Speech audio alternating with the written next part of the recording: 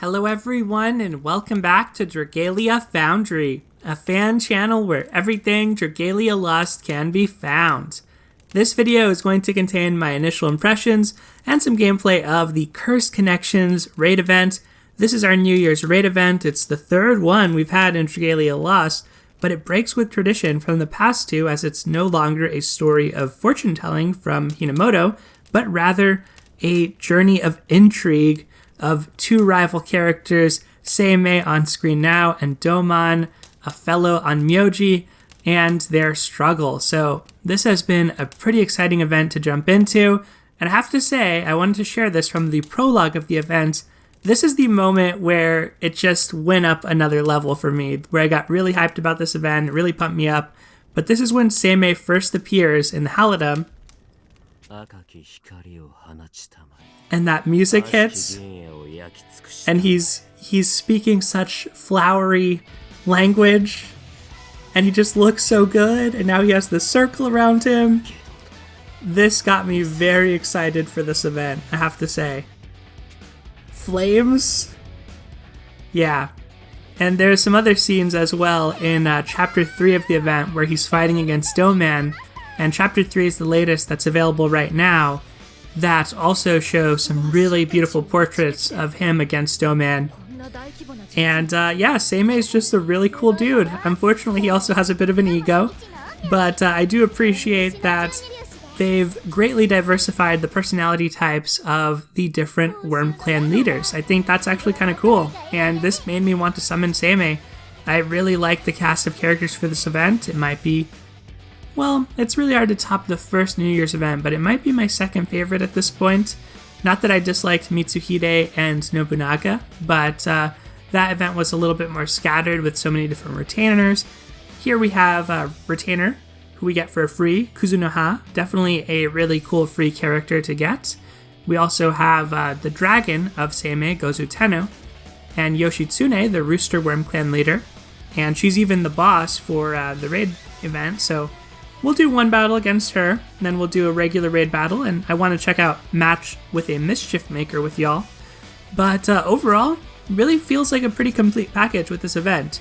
It's a shame that we have to wait a little while until the 7th, I believe, for the rest of the story for Chapter 4 onward, but there's plenty else to do in Dragalia Lost with the half stamina and half gather wing costs on endgame content, so I'm not really sweating it. Let's stall her out a little bit so we can just kind of see what she's up to. Because once we get near her, I think our AIs are just going to defeat her. Alright. Oh, couldn't even get off a dragon. But that is the nature of the boss battles. Those are the ones that you can farm up for either bronze emblems or just to get other world fragments to actually play the raid battles themselves. Still, pretty good. They tied in why we're battling against Yoshitsune into the story somewhat. I mean, they tied it in, but I felt like it was sort of reasonable, but also kind of just like, let's have a battle and this is fun, so let's do it. Alright, so Shikigami Clash Expert I think is the one we'll check out first. I've already cleared this once, but this will be our warm-up since I haven't played a match with a Mischief Maker, and I've heard really good things about the rewards on that. So I have my Worm Clan leaders team, but in my free summons have not gotten Seimei yet, so Seimei is not part of my team. Instead, I have my first 3 Worm Clan leaders, as well as Kuzunoha, our free character. And love the intro on this. Love the reskin. I mean, it is a reskin, but we haven't fought a boss like Gozu Tenno, so I think it works pretty well here. And just the fact that I think this was the Kagura stage, if I'm not mistaken, but it's been turned green is interesting. This is where we would spread our New Year's cheer in the past, but obviously now it's corrupted, and Doman is sort of responsible for that. Interesting, in Overdrive, we get this color swap here, and this purple took me a while to figure out, but what you want to try to do is, yeah, get the boss to just bull rush one of those. Very traditional boss fight type of mechanic. Lure the boss into hitting itself on something. And I haven't figured out what the deal is with this green moss, or it almost looks atomic, or like a luminescent moss, I have not tried to risk it and and enter it really. But yeah, that is that's the raid battle. Obviously, the expert difficulty kind of just your standard fare, so you should be able to clear those out relatively quickly. And this time around, the expert difficulty, it does not have a chance to drop EX crystals as past raids had. Instead, what we have is a new item, fried tofu here, and you get 1 fried tofu for the first time that you clear expert, and then you also, let's look at the help page because it has some info on this. You also can get 1 from grand bounties every day. So if you do your nightmare raid once a day, you can obtain some fried tofu, and then you can spend your fried tofu on this Mischief Maker match. And the Mischief Maker match is definitely worth doing. It's actually really incredible. We get our fried tofu every day as the final endeavor for finishing all the other endeavors.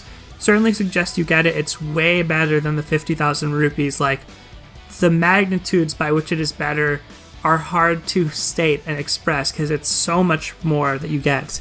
But anyway, let's collect some of our limited endeavors first. Have to get these stickers, and I guess that's all I've unlocked so far, so we'll get those. Definitely want to use those for when I'm doing some co-op in this raid. We'll do all the regular endeavors. Some good stuff here, the honey and the ashes mainly, as well as the eld water. But the tofu actually gives an incentive, once again, to do the dailies, which wasn't there in the past. So we'll check out Match with the Mischief Maker now.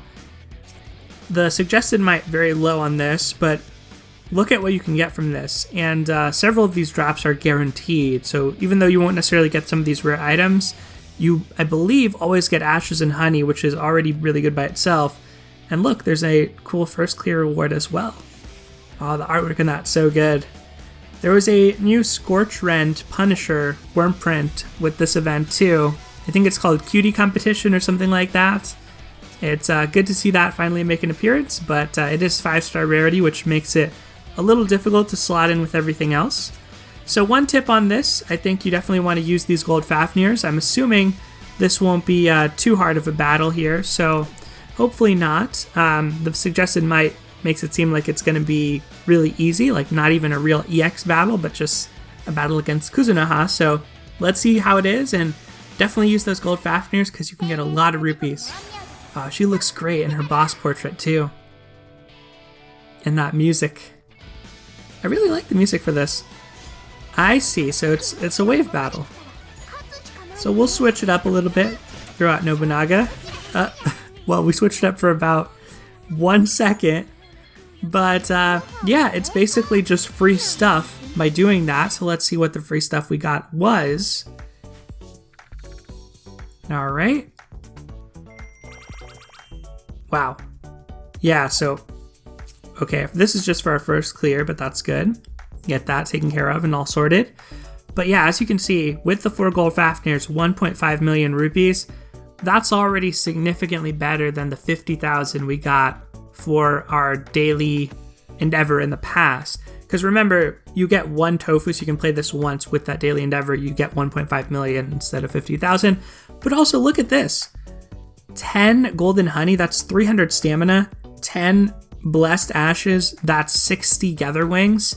Right now, in particular, with half cost on the gather wings and stamina for high dragons and Agito, this has an insane amount of value right now. So you can put this to use on Agito, on high dragons, and get really good returns. Even if you're just trying to get rupees, the standard difficulty using stamina for high dragons or Agito is going to give you 300,000 at a cost of 10. So yeah, each of these is worth 3 runs, almost worth 1 million, worth 900,000 each, but you get 10 of them. So this is really insane value. The fact that you're going to get this right now as well as part of the Nightmare Daily Bonus is awesome. Really glad to see this. I think that they've turned a lot of things around with this event, but it is the New Year's event. They've traditionally been a little bit better as far as farming and grinding and in terms of the resources that you can get from them. And it's a way to celebrate the New Year. So I'm glad to see that this event isn't diminished or reduced in any way as some of our recent events have been. So yeah, I'm very excited about this one. Looking forward to what other content gets added to it in the future.